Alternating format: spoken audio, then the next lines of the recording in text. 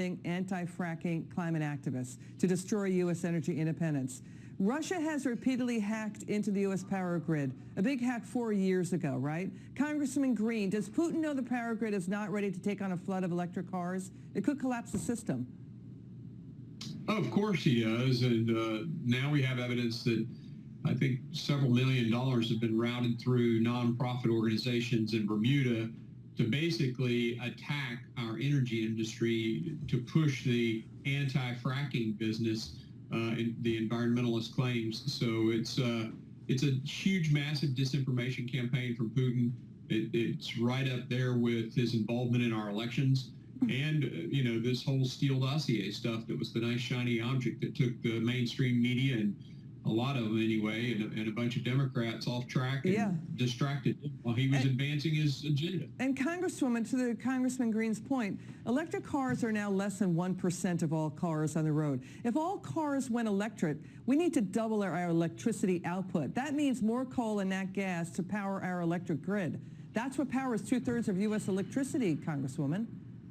In New York City, where I'm from, they actually want to prohibit any new home development unless it is connected to just electric-powered heat. Think about that. No more natural gas. This is what is happening with the far left in charge. They are actually feeding right into people like Putin's hands by making sure that we are not exploring our energy independence right here at home. It is critically important that we do that. We know that these totalitarian regimes, dictators, tyrants, that they use disinformation campaigns, as my colleague just said. The question is, why are the Democrats playing into their hands? We need energy independence now. Yeah. It's a matter of national security and economics for American families. Yeah, to the Congresswoman's point, let's listen to Republican Congresswoman Cathy McMorris Rodgers with us last night on this topic of the GOP sending letters to climate groups saying, come clean, talk to us and where you're getting your funding from. Watch this.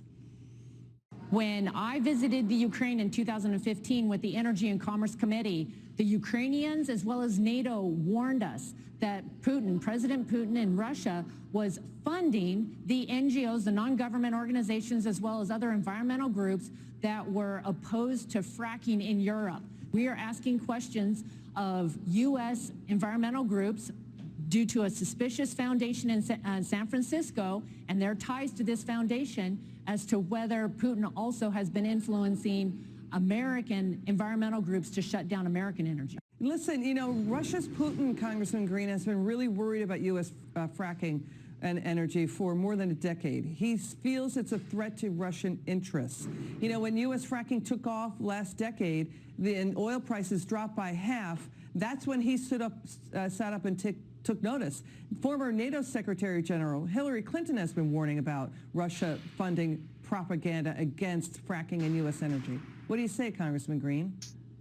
Well, absolutely. When we produce and when we're energy independent and the supply of oil and gas is coming from our wells, the price of that gas and oil decreases massively. You'll recall that actually the price of oil went negative. They had to pay people to come get it out of the wells back when Trump was president. So when that happens, Putin loses tons of billions of dollars because of the price fall. Yeah, that's a good point. Of course he's going to push, you know, an anti-fracking, disinformation campaign because it increases the price of gas and makes him more money. That's right.